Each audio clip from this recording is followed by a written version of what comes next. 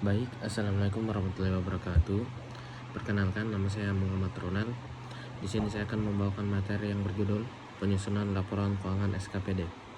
Baik, sebelum masuk ke dalam materi, saya ucapkan terima kasih ke dosen pengampu mata kuliah Akuntansi Keuangan Daerah, Ibu Nita Hasnita SAK MEAK, yang telah memberikan saya kesempatan untuk mempresentasikan materi tersebut. Baik, langsung saja tanpa berlama-lama, langsung saja kita masuk ke dalam materi. Yang pertama itu konsep dasar akuntansi. Dalam penyusunan laporan keuangan SKPD, akuntansi pada SKPD dimulai dengan analisis transaksi yang bertujuan menentukan akun mana yang didebit dan dikredit. Pemahaman terhadap saldo normal akun menjadi dasar penting untuk mencatat transaksi dengan benar.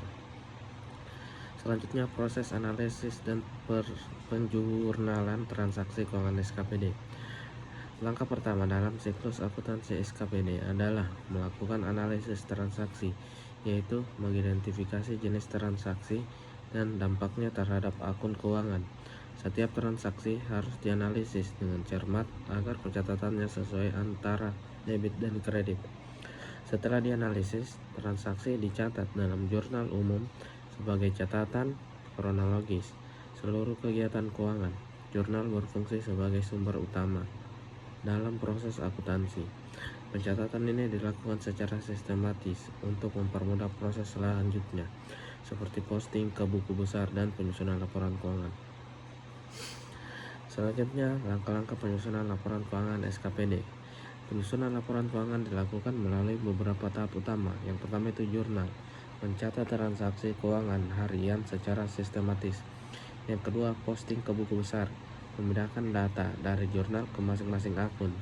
Yang ketiga, neraca saldo, menyusun daftar saldo seluruh akun untuk memastikan keseimbangan antara debit dan kredit. Yang keempat, jurnal penyesuaian, menyesuaikan saldo akun agar sesuai dengan kondisi sebenarnya pada akhir periode. Yang keempat itu neraca saldo, setelah disesuaikan, menyusun ulang saldo akun setelah penyesuaian. Yang keenam itu penyusunan laporan keuangan menggunakan kertas kerja untuk memudahkan pembuatan laporan. Yang ketujuh, jurnal penutup, menutup akun-akun nominal seperti pendapatan, beban, dan belanja. Yang terakhir itu neraca saldo setelah penutupan, menyajikan akun permanen seperti aset, kewajiban, dan ekuitas. Jenis laporan keuangan SKPD terdiri atas 6 bagian. SKPD menghasilkan beberapa laporan utama, yaitu laporan pelaksanaan anggaran, laporan realisasi anggaran, neraca, laporan operasional, laporan perubahan ekuitas, dan catatan atas laporan keuangan atau CAL. Kemudian tujuan akhir laporan keuangan SKPD.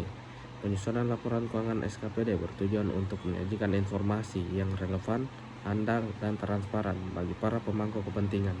Laporan ini digunakan sebagai alat pertanggungjawaban publik, dasar pengambilan keputusan ekonomi, serta sarana evaluasi terhadap kinerja keuangan pemerintah daerah. Dengan penyusunan laporan keuangan yang baik, pemerintah daerah dapat menunjukkan tingkat kepatuhan terhadap peraturan perundang-undangan dan meningkatkan kepercayaan masyarakat terhadap tata kelola keuangan daerah. Baik, mungkin itu saja materi yang bisa saya sampaikan.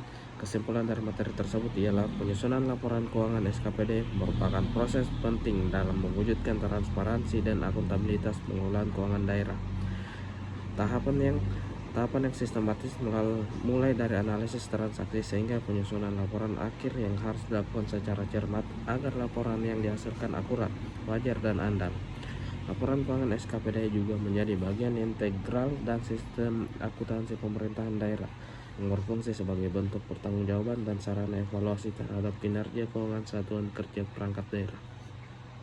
Mungkin itu saja yang bisa saya sampaikan. Lebih dan kurangnya mohon dimaafkan. Saya akhiri ucapan wabillahi taufiq wal hidayah. Wassalamualaikum warahmatullahi wabarakatuh.